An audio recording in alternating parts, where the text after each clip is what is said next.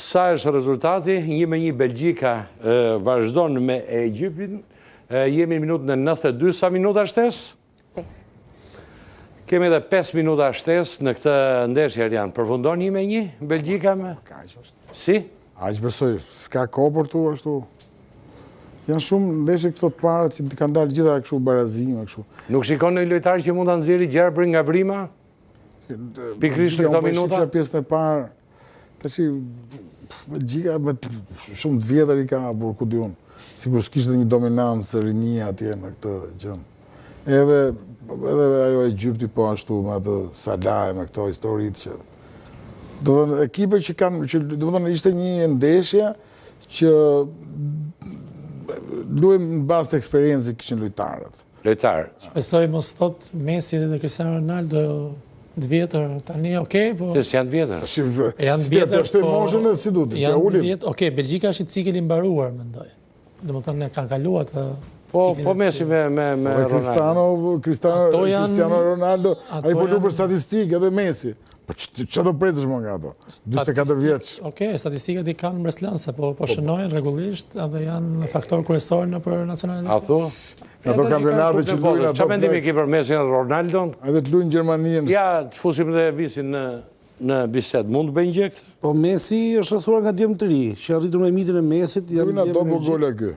Dhe për të vërtetë për mendimin tim i bën shumë mirë ekipit sepse ka përvojë dhe i krijon besimin lojtarëve të ri, gjë që bëri dhe botrorin e kaluar.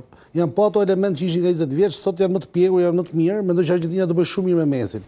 Përsa përket Cristianos, ka pas shumë polemika brenda ekipit dhe me një pjesë të lojtarëve nuk është se ka një atashim shumë të mirë edhe për lojën që bën brenda ekipit. Është lojtar shumë i mirë, virtuoz, pra ka mbajtur standardin, pra është një shembull për të ndjekur edhe nga të rinjt si lojtar që është, por brenda ekipit mendoj që pa Ronaldo Portugalia do bënte më mirë. Ndryshe nga Messi që brenda ekipit jep një frymë të re. Çfarë mendimi ke për këtë ndryshe? Me këtë që the për Ronaldo dhe Portugalin mendoj që nuk më pëlqen fare si mendim, sepse janë dy yjet e botës, kanë një karrierë fantastike, mbrenstënse brillante që kanë gjithçka, janë të formuar të gjitha me radhë. Mendoj që do jenë shembuj më të mirë dhe do kenë harmoni shumë mirë me ekipin, sepse duke qenë që janë dy yjet e botës, ata do japin shumë besim dhe djemve të ri, afrimeve të reja do kenë mirëkuptimin e disë ekipit dhe mendoj që do t'ja dalin më së miri. Shiko, futbolli, sporti e nderuar nuk është më kështu kur janë yje ato vejnë fotografi, vejnë kornizë dhe shikoj dhe frymëzohet dhe dëgjoj çfarë thon ato. Është historia këtë dhe ti nuk mund të presësh në harmoninë e skuadrës edhe të lush gjithmonë me një lojtar më pak, sepse duhet bëjnë nga 12 kilometra në ndeshje ato. Nuk ja pranon fiziku, kupton.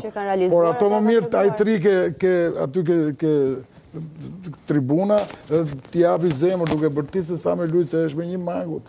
Shiko, e ka treguar kohë që Ronaldo ka pas probleme me ekipin, sa lojtarë me sfurshor nuk e duan ekip. 2 vjet përpara tash. Po pra, duan ta largojnë sepse nuk po jep frymarrje ekipit. Tash mos u nisni se ato kanë shku luajnë në kampionatin në Amerikë, futbolli është sporti i nënt që luhet që ndiqet nga ashtu. Në Arabi luajnë të gjithë për këtë një histori. Por Messi para një viti fitoi Kupën e Amerikës, që ishte protokolli Messi. Por e po luajë 10 vjet për shumë lart, pra. Po patjetër unë kam ndjekë, unë ndiqa e kam ndjekë edhe në për këto gjithë. Por për Ronaldo jam skeptik thash vetëm për arsye sepse shoh që nuk ka frymë bashkëpunimi brenda skuadrës. Ai ka bërë mirë dhe në fazën eliminatore. Prap ka shënuar, prap ka pas rendimentin. Ja, do shikojmë këtu ne. Silvia, çfarë mendon për Messin apo për Ronaldo? Ne ta fusim pak në bisedë. Mendoj që ka ardhur koha e yjeve të reja. Patjetër që ato kanë meritat e veta, por çdo gjë ka një cikël të caktuar. Kështu që besoj që nuk kanë çfarë japin më tani në futboll. Edhe është një sport që ka nevojë për pruje të reja dhe siç është parë, besoj se ka mjaftuar shumë yje të cilët po shkëlqejnë vazhdimisht në këtë botror dhe jo vetëm. Mbyllet 1-1 ndeshja midis Belgjikës dhe ekipit të Egjiptit, një tjetër rezultat pas edhe i pranueshëm, se edhe Egjipti nuk ka ekip keq. Një pritej fitoria e Belgjikës, gjithsesi barazim. Shiko, Suçe, them edhe gjë, këto janë ndeshjet e para dhe nuk janë tregues, sepse të gjithë ekipet sa do të dobta të jenë, karikohen aq force për të paktën të japin një ndeshje. Fillojnë të zbërthejnë këto këneshjet e tjera, di si varen apo jo. Petronini apo Sami Frashëri? Sami Frashëri. E kemi përgatitur për ty çik.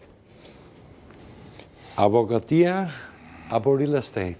Real estate.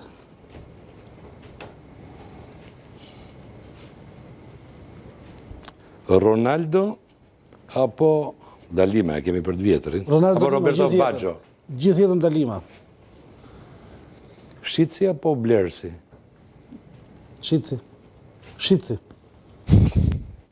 Jep 3% normal.